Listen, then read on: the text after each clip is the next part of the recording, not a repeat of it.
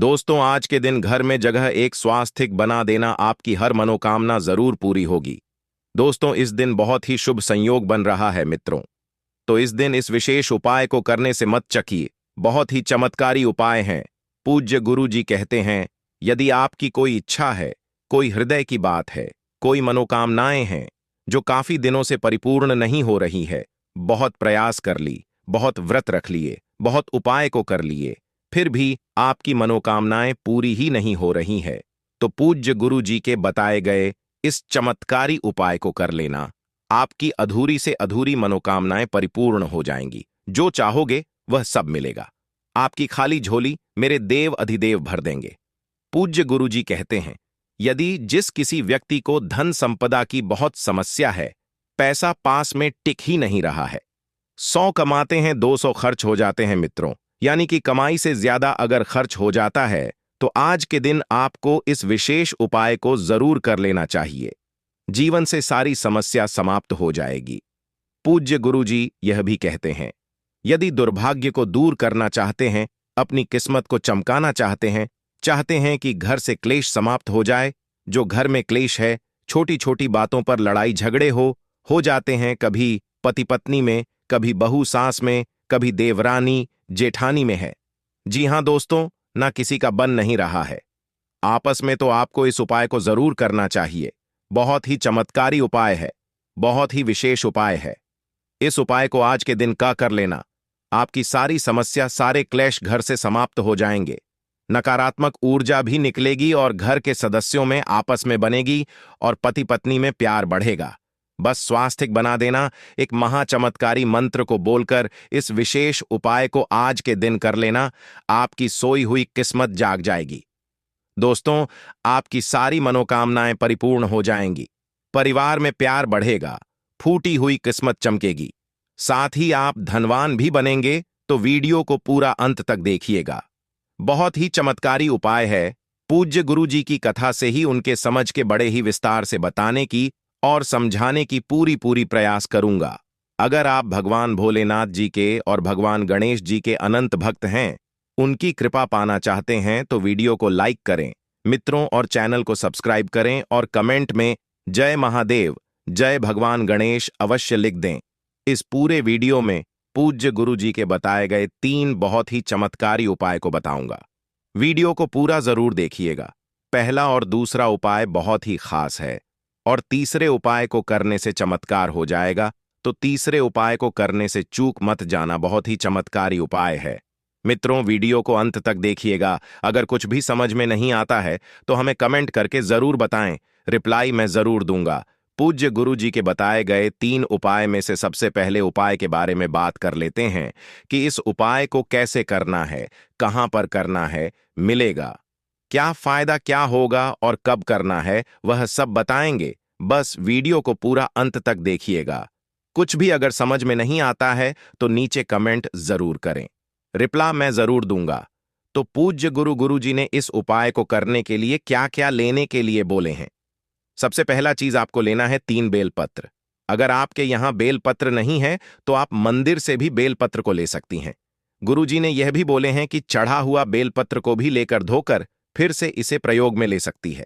समझ गई? चलिए, तो इस 3 बेलपत्र को लेना है और कहीं से भी कटा हो, ना ही कटा हो, ना ही फटा हो और ना ही छेद हो। समझ गए?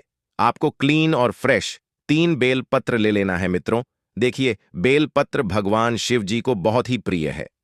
जी हां दोस्तों, और बेलपत्र को भगवान शिव जी के तीनों नेत्रों का प्रतीक भी माना जाता है। बेलपत्र भगवान भोलेनाथ जी के पूजा उपाय में बहुत ही महत्व है और आपको लेना है लाल चंदन। जी हां, आपको थोड़ा सा लाल चंदन को ले लेना है और आपको लेना है एक पात्र में शुद्ध जल। जी हां, आपको अपने घर से ही शुद्ध जल को भर लेना है। देखिए, पूज्य गुरु जी ने इस उपाय को भोर में ही करने के लिए बोले हैं, यानी कि सुबह में आप 11 बजे के अंदर अंदर कर सकते हैं मित्रों। लेकिन साथ में यह भी बोले हैं, जो भी हमारी माताएं, बहनें, भाई और पिता के समान लोग हैं, सुबह में नहीं कर पाते हैं, किसी भी रीजन से इस विशेष उपाय को नहीं कर पाते हैं, तो सभी लोग शाम को कर सकते हैं। लेकिन जो लोग शाम को करेंगे उनको प्रदोष काल में करना है। जिनको नहीं पता है कि प्रदोष काल कब है, उनको बता देता हूं कि सूर्यास्त के 45 मिनट पहले और सूर्यास्त के 45 मिनट बाद के समय को प्रदोष काल कहते हैं दोस्तों। और इसी समय भगवान भोलेनाथ जी भी शिवलिंग पर विराजमान होते हैं, तुरंत ही आपकी की मनोकामनाएं सुनेंगे और परिपूर्ण कर देंगे है मित्रों। ना जो लोग शाम को करेंगे वही लोग प्रदोष काल में करेंगे, इसी 1.5 घंटे के बीच में ही आपको करना है ना। उसके बाद आपको चले जाना है भगवान शिव जी के मंदिर पर, इस सामग्री को लेकर आपको सुबह चले जाना है। अगर सुबह समय नहीं मिलता है या नहीं जा पाई किसी वजह से तो आप शाम को भी जा सकती हैं। उसके बाद शिवलिंग के पास उत्तर दिशा की ओर अपना मुख को करके खड़े हो जाना है। दोस्तों ध्यान से समझ लीजिए अब इस उपाय को कैसे करना है, ध्यान से सुनिए और समझने की पूरी कोशिश कीजिएगा। देखिए, सबसे पहले इस लाल चंदन में थोड़ा सा जल को डालना है, इस लोटे के जल में से। उसके बाद इसे मिला लेना है और इसका का पेस्ट यानी कि इस चंदन को थोड़ा सा गीला कर देना है। देखिए, जब तक आप इस तीनों बेलपत्र को समर्पित नहीं करेंगी तब तक यह उपाय पूरा नहीं होगा। समझ गई? चलिए, अब इस तीनों बेलपत्र के बीच वाले पत्ते पर देखिए, सबसे बड़े वाले पत्ते पर स्वास्तिक बनाना है। क्या बनाना है? जी हां, आपको स्वास्तिक बनाना है। जी हां, तीनों पत्ते पर इस लाल चंदन से स्वास्थ्य बनाना है। देखिए, आज के दिन स्वास्थ्य का निर्माण करने से मन की मनोकामना पूरी होती है, दुर्भाग्य दूर होता है और आपकी सारी समस्या खत्म होती है। समझ गए? देखिए, जब तक आप इस तीनों बेलपत्र को और इस लोटे के जल को समर्पित नहीं करेंगी तब तक यह उपाय पूरा नहीं होगा। वीडियो को यहां से ध्यान से देखना है और कहां कहां रखना है और कहां पर इस लोटे के जल को समर्पित करना। अब इस 3 बेलपत्र में से एक बेलपत्र को नंदी गाय के इस उठे वाले पैर पर रखना है, कुंडकेश्वर महादेव का नाम लेकर और अपना नाम और गोत्र बोलकर। देखिए, इस बेलपत्र की दांडी अपनी तरफ करके रखना है कुछ इस प्रकार से। अब इस 2 बेलपत्र में से एक बेलपत्र को शिवलिंग पर गणेश जी के स्थान पर रखना है। ओम गंग गणपते नमो नमः मंत्र को बोलकर और अपना नाम और गोत्र बोल देना है और अपनी कामना भी कर लेना है। जो भी आपकी मनोकामना हो उसे पूरा करने के लिए प्रार्थना कर लेना है। और यह जो बेलपत्र की दांडी है इसे अपने तरफ करके रखना है। उसके बाद एक बेलपत्र को शिवलिंग पर शिव जी के स्थान पर रखना है, अपना नाम और गोत्र बोलकर और अपनी मनोकामना को बोलकर।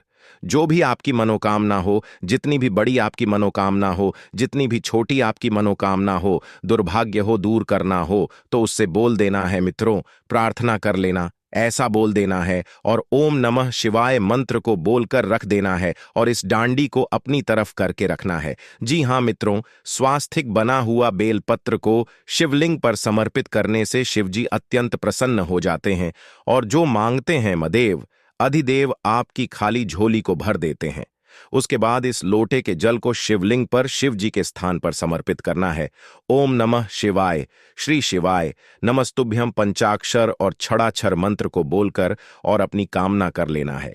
जो भी आपकी मनोकामना हो उसे बोल देना है, पूरी करने के लिए पूरी जरूर होगी। उसके बाद 5 मिनट वहीं पर बैठकर 211 बार ओम नमः शिवाय, श्री शिवाय नमोस्तु मंत्र को बोलना है, जाप कर लेना है और साथ ही महामृत्युंजय मंत्र का भी जाप कर लेना है। आज के दिन भगवान शिव जी की अधिक से अधिक आशीर्वाद मिलेगा और भगवान शिव जी प्रसन्न भी हो जाएंगे और आपकी सारी अधूरी मनोकामनाएं को पूरा जल्दी से जल्दी कर देंगे। जो लोग इस उपाय को कर लेते हैं उनकी मनोकामनाएं पूरी जरूर होती हैं। अब दूसरे उपाय को समझ लेते हैं। इस उपाय को करने से धन की समस्या खत्म होगी, कर्ज से मुक्ति मिलेगी। तो इस उपाय को कैसे से करना है, आपको लेना है एक बेलपत्र। देखिए, बेलपत्र भगवान भोलेनाथ जी को बहुत ही प्रिय है और 3 पत्ते वाला बेलपत्र तो अत्यंत प्रिय है। देखिए, बेलपत्र भगवान शिव जी के नेत्रों का प्रतीक है। शिव जी की पूजा सामग्री में बेलपत्र का पहला स्थान है। इसके बिना कोई पूजा संपन्न ही नहीं होगा। देखिए, बेलपत्र भगवान शिव जी को चढ़ाना मतलब 1 करोड़ कन्याओं को कन्यादान करने के बराबर है दोस्तों। और आपको लेना है दोस्तों एक पात्र में जल। भोलेनाथ जी के पूजा में जल का बहुत ही महत्व होता है मित्रों, तो भोलेनाथ जी को पूजा करते वक्त जल को ले जाना ना भूले। अब इस सामग्री को लेकर चले जाना है। भगवान भोलेनाथ जी के मंदिर पर सुबह में ही चले जाना है। अगर सुबह समय नहीं मिलता तो आप शाम को भी जा सकते हैं, या किसी वजह से नहीं जा पाए तो आप शाम को भी जा सकती हैं। समझ गई? उसके बाद इस बेलपत्र को इस लोटे के जल में डाल देना है। दांडी को देखिए, बेलपत्र की यह जो दांडी होती है, इसे ऊपर की तरफ करके कुछ इस प्रकार से उसके बाद इस लोटे के जल को समर्पित कर देना है। भगवान शिव जी के शिवलिंग पर, शिव जी के स्थान पर भगवान शिव जी को स्नान करा देना है। ओम नमः शिवाय पंचाक्षर मंत्र को बोलकर और अपना नाम और गोत्र बोल देना है और अपनी कामना करके कि कर्ज से छुटकारा मिले। अब तीसरे उपाय को समझ लेते हैं। इस उपाय को करने से व्यापार में वृद्धि होगी। तो इस उपाय को कैसे करना है? आपको लेना है एक धतुरा। देखिए, धतुरा जो है वह भगवान भोलेनाथ जी को बहुत ही प्रिय है। जी हां दोस्तों, इससे आपके व्यापार की वृद्धि होगी। सूर्य का मिलना थोड़ा कठिन होगा, लेकिन आपको ढूंढ कर लाकर इस उपाय को करना है। जी हां दोस्तों, और आपको एक सिक्के को ले लेना है दोस्तों। देखिए, आज के दिन सिक्के का बहुत ही महत्व है और आपको एक पात्र में जल लेना है। अपने घर से ही शुद्ध जल को भर लेना है। अब इस उपाय को करना कैसे है? देखिए, इस सामग्री को लेकर चले जाना है दोस्तों भगवान भोलेनाथ जी के मंदिर पर और शिवलिंग के पास उत्तर दिशा की ओर अपना मुख को करके खड़े हो जाना है मित्रों। अब आपको इस धतूरे को फोड़ कर इसके अंदर के फल को निकालकर इस लोटे के जल में डालना है। उसके बाद इस छिलके को यहां पर रखना है। जब आप शिवलिंग पर जल को समर्पित करेंगे तो यह जल यहीं पर गिरेगा। देखिए, जलाधारी के पास जलाधारी का जो जल गिरता है वहीं पर रखना है, या फिर आपका कोई दुकान है, कोई व्यापार है, तो इसमें आप इस धतूरे के छिलके को रख सकती हैं। बहुत ही फायदा होगा। अब आपको क्या करना है मित्रों? इस सिक्के को अशोक सुंदरी की जगह रखना है। देखिए, यहां पर शिवलिंग पर ओम नमः शिवाय, श्री शिवाय नमस्तुभयम मंत्र को बोलकर और अपना नाम और गोत्र बोल देना है। उसके बाद रख देना है मित्रों। उसके बाद इस लो रोटी के जल को शिवलिंग पर, शिव जी के स्थान पर, शिव जी को स्थान पर समर्पित करना है। शिव जी को स्नान करा देना है। ओम नमः शिवाय पंचाक्षर मंत्र को बोलक और अपना नाम और गोत्र बोल देना है। उसके बाद इस सिक्के को लेकर चले जाना है। जी हां दोस्तों, अपने घर और इस सिक्के में और पैसा ऐड करके और अपने व्यापार के मंदिर में जला देना है। जो लोग इस उपाय को करते हैं उनकी व्यापार चलने लगता है, उनके व्यापार में वृद्धि